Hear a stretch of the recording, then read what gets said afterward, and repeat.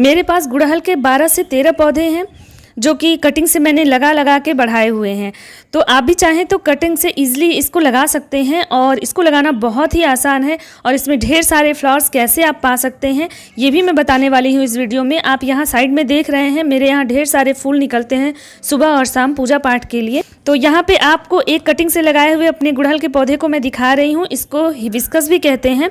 तो ये hibiscus plant है जिसमें ढेर सारी कलियाँ अभी आपको दिख रही होंगी। इसमें ढेर सारे फ्लावर्स भी आए थे लेकिन सुबह तोड़ लिया जाता है, उसके बाद मैं ये रिकॉर्ड कर रही हूँ, इसलिए मैं फ्लावर्स आपको नहीं दिखा रही हूँ। लेकिन कलियाँ आई हैं तो आप समझ सकते हैं कि फ्लावर्स भी आए होंगे। और ये एक पौधा है जो पिंक कलर का हिबिस्कस है, जिसको मैंने 3 से 4 महीने पहले नर्सरी से लेकर के मैं आई थी और इसको लगाया है। और इसकी एक कटिंग भी मैंने अभी लगा दी है। ये बहुत ही खूबसूरत लगता है। इसके फ्लावर्स बहुत ज़्यादा अभी बड़े नहीं होते हैं, छोटे छोटे ही होते हैं, बट बहुत खूबसूरत लगता है, इसलिए मैं इसको ले आई थी। मैं बहुत अट्रैक्ट हो गई थी इसका कलर देख करके। और आप देख सकते हैं कि इसमें 2 ही डाली है लेकिन दोनों में छोटी छोटी कितनी ढेर सारी कलियाँ लगी हुई हैं। तो इसके लिए मैं कुछ मेहनत करती रहती हूँ जिसकी वजह से इसमें इतनी कलियाँ लगी हुई हैं। और यहाँ पे मैंने कटिंग से अपने ऑरेंज कलर के गुड़हल के पौधे को लगाया था। तो देखिए 3 से 4 पौधे मैंने लगाए थे जो कि इस तरह से ग्रो कर गए हैं। ये मैंने मई जून की गर्मी में लगाया था और पानी का केयर किया, मिट्टी का केयर किया, जिसकी वजह से ये ढेर सारी कटिंग मैंने लगाई है। और ये एक कटिंग है जो गुच्छे वाले गुड़हल आते हैं जिनको चाइना रोज़ भी कहते हैं, तो उसकी कटिंग है जो कि मैंने लगाया है। और इसमें भी फ्लावर्स आएंगे तो मैं आपको दिखाऊंगी। तो ये सारा कटिंग से इतना इजीली कैसे ग्रो हो जाता है उसके पीछे कुछ मेहनत होती है। थोड़ी सी केयर अगर हम करते हैं तो हम एक गुड़हल के पौधे से ढेर सारे पौधे बना सकते हैं, जैसा कि मैंने बनाया है। तो आज उसी की ट्रिक आपके साथ शेयर करने वाली हूँ। अगर थोड़ा सा आप ध्यान देंगे तो आप भी मेरी तरह इसकी कटिंग लगा करके और ढेर सारे पौधे बना सकते हैं। अभी देखिए ये भी एक मैंने डिब्बे में लगाया है कटिंग, और छोटी से छोटी जगह में लगा करके मैं इस तरह से अपने पौधों को कट करके और ग्रो कराती हूँ और ढेर सारे पौधे बना लेती हूँ। ये पिंक वाला जो अभी मैंने दिखाया था उसकी कटिंग मैंने एक पतली सी डाल लगाई थी और आप देख सकते हैं कि इसमें भी पत्तियाँ आ चुकी हैं और जल्दी ही फ्लावर्स भी आने लगेंगे, क्योंकि मैं कुछ ऐसा ट्रिक लगाती रहती हूँ जिससे कि पौधों में फ्लावर्स आते रहते हैं। तो अगर फूलों वाले पौधे रखे हैं तो थोड़ा सा केयर तो आपको ज़्यादा करना ही पड़ेगा। इसका सबसे पहला रूल ये है कि आपको इसको फुल सनलाइट में रखना है। तो ये ध्यान रखिएगा कि आपको एकदम धूप में रखना है, तभी आपके अच्छे फ्लावर्स आएंगे। ये एक ऑरेंज कलर का हिबिस्कस है जिसमें भी आप कलियाँ देख सकते हैं और इसको मैं एक बोनसाई लुक में देना चाहती हूँ, तो इस पे वर्क कर रही हूँ। और ये 12 इंच के गमले में लगा हुआ है और आप देख लीजिए कितनी ढेर सारी कलियाँ इसमें भी लगी हुई हैं। इसमें भी सुबह फ्लावर्स आए थे जो कि तोड़ लिए गए हैं, लेकिन आप कलियाँ देख करके समझ गए होंगे। तो क्या मैं करती हूँ, कैसे इनमें इतने फ्लावर्स आते हैं और इतनी सारे पौधों को कटिंग से कैसे लगा लेती हूँ और क्या गलती हो सकती है ये भी बताती हूँ। ये मेरा वाइट कलर का एक हिबिस्कस है जो 12 इंच के गमले में लगा हुआ है। एकदम फुल जब गर्मी पड़ रही थी और हमारे यहाँ बारिश नहीं हो रही थी, मैंने तभी इसकी कटिंग कर दी और ये गलती करने की वजह से अब इसकी ग्रोइंग हो रही है और जिसकी वजह से इसमें फ्लावर्स नहीं आ रहे हैं। तो इस पर मुझे वर्क करना है और इसमें फ्लावर्स आ जाएगा तो फिर मैं आपके साथ इसको दिखाऊंगी कि मैंने जो मेहनत की वो सफल हो गई है और हो जाएगी। तो यहाँ पे ये मैं आपको मदर प्लांट दिखा रही हूँ जो नीचे ज़मीन में लगा हुआ है। ये रेड कलर का देसी गुड़हल है या चाइना रोज भी इसको कहते हैं, हिबिस्कस कहते हैं।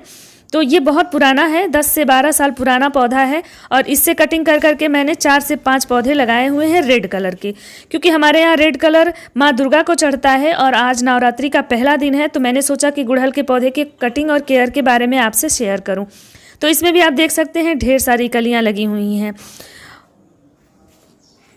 अच्छा, इसमें कुछ कीड़े मकोड़ों का भी प्रकोप होता है जिनसे बचाना चाहिए इसको, तो उसका भी मैं शेयर करूंगी, उस एक ट्रिक शेयर करूंगी जिससे नहीं लगेंगे। आप देख सकते हैं मेरे किसी भी पौधे में किसी भी तरह का कीड़ा मकोड़ा नहीं लगा हुआ है, या जो मिली बग्स होते हैं वो नहीं लगे हुए हैं। वाइट कलर के जो मिली बग्स लग जाते हैं तो वो क्यों नहीं लगते हैं और मैं क्या केयर करती हूँ वो भी आपके साथ शेयर करूँगी, क्योंकि थोड़ा सा केयर करिए तो आपका पौधा बहुत ही हेल्दी रहता है। और आप देख सकते हैं कि मेरा पौधा कितना ज़्यादा हेल्दी है।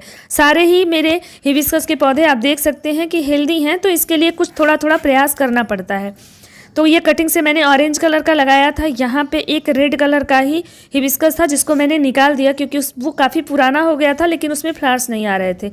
तो उसको निकाल करके मैंने उसको गमले में ट्रांसफ़र किया है और फुल सनलाइट में रखा है और कुछ दिन बाद अगर वो पकड़ लेगा, बाई चांस कभी कभी ऐसा होता है कि कोई पौधा नहीं पकड़ता है नहीं तो ज़्यादातर कटिंग और ऐसे निकाले हुए पौधे जो जड़ से निकाल दिए जाते हैं वो ग्रो हो ही जाते हैं। तो अगर वो भी ग्रो हो जाएगा तो उसको भी मैं शेयर करूँगी। और यहाँ पे मैंने ऑरेंज कलर का एक लगा दिया है, क्योंकि मेरे नीचे वाले जो गार्डन है वहाँ पे ऑरेंज कलर का कोई हिबिस्कस नहीं है, सारा मेरे टेरेस गार्डन में है। तो इसको यहाँ लगा देती हूँ और ये अच्छा ग्रो करने लगेगा। 1 से 1.5 महीने बाद इसमें फ्लावरिंग भी आने लगेगी, क्योंकि मैं वो ट्रिक आपके साथ भी शेयर करने वाली हूँ। तो आप क्या करिए, अगर इसमें ढेर सारे फ्लावर्स पाने हैं तो पहले तो किचन कंपोस्ट अगर बना सकते हैं तो बना लीजिए और उसको यूज़ करिए। नहीं है तो आप फिलहाल वर्मी कंपोस्ट यूज़ कर सकते हैं। सप्ताह में 1 बार वर्मी कंपोस्ट जरूर दे दीजिए। इस तरह से मिट्टी को हल्का करके मैंने तो इसमें 1 मुट्ठी अपना किचन कंपोस्ट डाला है और इसके बाद इसमें मैं पानी डाल दूंगी फिलहाल। और जब ये ग्रो हो जाएगा, मतलब मुझे 1 हफ्ते में ये पता चल जाएगा कि इसकी जड़ें अब मिट्टी को पकड़ चुकी हैं और अब इसकी ग्रोइंग शुरू हो गई है, तो मैं इसमें कंपोस्टिंग करना शुरू करूँगी। और कंपोस्टिंग में मैं किचन वेस्ट से निकले हुए प्याज और लहसुन का लिक्विड फर्टिलाइज़र बनाऊंगी और उसी को डालूंगी इंस्टेंटली एकदम। तो 2 से 3 दिन के अंतर पे इसको हम यूज़ करेंगे, प्याज और लहसुन के लिक्विड फर्टिलाइज़र को। अगर आप नहीं बनाना जानते हैं तो पूरा प्रोसेस मैंने चैनल पे शेयर किया हुआ है, आप जा करके चेक कर सकते हैं, या लिंक मैं डिस्क्रिप्शन में और कमेंट में पिन कर दूंगी, तो आप वहाँ से भी इसको बनाना सीख लेंगे। बहुत ही आसान है, आप सोच नहीं सकते कि इसको यूज़ करना और इससे फ्लावर्स पाना कितना आसान होता है। तो वो लिक्विड फर्टिलाइज़र बना लीजिए और 2 से 3 दिन के अंतर पे इसमें डालते रहिए, तो 1 वीक के अंदर आपके पौधे में कलियां लगने लगेंगी। तो ये एक डिस्पोजल ग्लास में मैं आपको दिखा रही हूँ कि इसकी कटिंग कैसे लगाते हैं। तो सबसे पहले मिट्टी तैयार कर लेते हैं। मिट्टी में मैंने गार्डन सॉइल लिया है और इसके अलावा थोड़ा सा बजरी मिक्स किया है और किचन कंपोस्ट मिक्स किया है और 1 चम्मच नीम खली मिक्स किया है। नीम खली से कीड़े मकोड़े नहीं आते हैं या फंगस वगैरह नहीं लगते हैं जड़ में पौधों के, तो इसलिए यूज़ किया है। इसके बाद मैंने ये कटिंग ले ली है हिबिस्कस की, पेंसिल के मोटाई की ले लीजिए, वैसे पतली कटिंग भी चल जाती है, कोई इश्यू नहीं है। ये बहुत ही हार्डी पौधा है और फुल सनलाइट में चलता है। तो इस कटिंग को आप इस तरह से 45 डिग्री काट लीजिए थोड़ा सा, और इस तरह से एलोवेरा की 1 पत्ती ले लीजिए और उसका जेल निकाल करके इसके स्टेम में लगा दीजिए। ये एक रूटिंग हार्मोन्स का काम करता है और बहुत जल्दी ही इसमें से रूट्स निकल आएंगी। तो इसको इस तरह से फिर मिट्टी में ढक दीजिए। इस डिस्पोजल ग्लास में ही मैं इसको ग्रो करा दूंगी और जब जड़ें निकल आएंगी तो फिर जहाँ भी इनको ट्रांसफ़र करना होगा, गमले में या क्यारियों में, तो मैं इसको लगा दूंगी। और इसी तरह से लगा करके मैं अपनी सारी कटिंग चला लेती हूँ और एकदम ये कॉस्ट फ्री है, मतलब 1 भी पैसा बिना खर्च किए, और इस तरह से ढेर सारे पौधे कटिंग से बना सकते हैं। तो आपको भी अगर ये आइडिया पसंद आया हो तो आप वीडियो को लाइक कर दीजिए, चैनल पे नए हैं तो चैनल को सब्सक्राइब कर लीजिए और अब इसको छाए वाली जगह पे रख दीजिए, थोड़ा सा धूप की गर्मी आती रहे।